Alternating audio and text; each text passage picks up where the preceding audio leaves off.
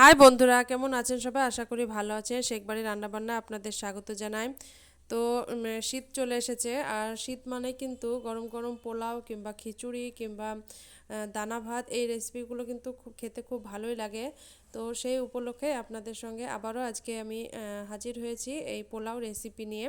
তো কীভাবে পোলাও একদম ঝরঝরে আর পারফেক্ট পোলাও করব সেটা দেখার জন্য ভিডিওটি প্রথম থেকে শেষ পর্যন্ত দেখতে থাকুন।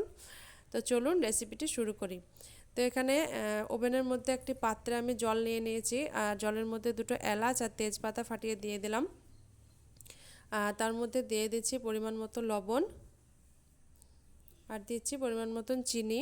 তো অনেকেই কিন্তু চিনি পছন্দ করেন না, তো চিনিটা স্কিপ করতে পারেন। আর দিয়ে দিচ্ছি 1 টেবিল চামচ সাদা তেল। তো তেলটা দেওয়ার কারণে ভাতটা কিন্তু একদম ঝরঝরে হবে। আর আমি এখানে 800 গ্রাম মতন চাল নিয়ে নিয়েছি, আর চালটা নিয়েছি বংশীওয়ালা চাল। তো আপনারা চাইলে অন্য কোনো চাল দিয়েও বানাতে পারেন। তো আমি চালটা ধুয়ে একদম পরিষ্কার করে জলের মধ্যে দিয়ে দিলাম, আর ভাতটাকে আমি রান্না করে নেব। তো দেখতে পাচ্ছেন ভাত ফুটে একদম রান্না হয়ে গেছে, আর আমি একটা হাত দিয়ে টিপে দেখিয়ে দিলাম ভাত রান্না হয়ে গেছে। এর থেকে বেশি হলে কিন্তু গলে যাবে। তো ঝরঝরে ভাত হয়ে গেছে। এদিকে ওভেনের মধ্যে কড়াই বসিয়ে দিয়েছি, আর কড়াইয়ে দিয়ে দিচ্ছি 2 টেবিল চামচ গাওয়া ঘি, আর ঘিয়ের মধ্যে দিয়ে দিচ্ছি পেঁয়াজ কুচি। তো পেঁয়াজটা বেরেস্তা করে নেব। তো পেঁয়াজটাকে একটু খুন্তির সাহায্যে নাড়াচাড়া করছি, আর পেঁয়াজটাকে হালকা একটু নাড়াচাড়া করে নিয়ে তার মধ্যে কাজু আর কিছু কাজু কিশমিশ দিয়ে দিলাম, আর সবগুলোকে একটু নাড়াচাড়া করে নিচ্ছি। আর হালকা বাদামি কালার হয়ে গেলে কিন্তু আমার বেরেস্তাটা হয়ে যাবে, একদম লাল করা যাবে না। তো হালকা বাদামি হয়ে গেছে। এখন এই পর্যায়ে আমি জল ঝরে রাখা ভাত দিয়ে দিচ্ছি,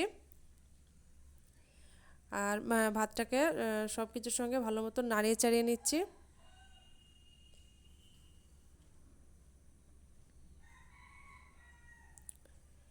তো সামান্য একটু ফুড কালার কয়েকটা ভাতে আমি মাখিয়ে নিয়েছিলাম, আর তার মধ্যে ফুড কালারের ভাতগুলোকেও ভাতের মধ্যে দিয়ে সবগুলোকে নাড়িয়ে চাড়িয়ে নিয়েছি।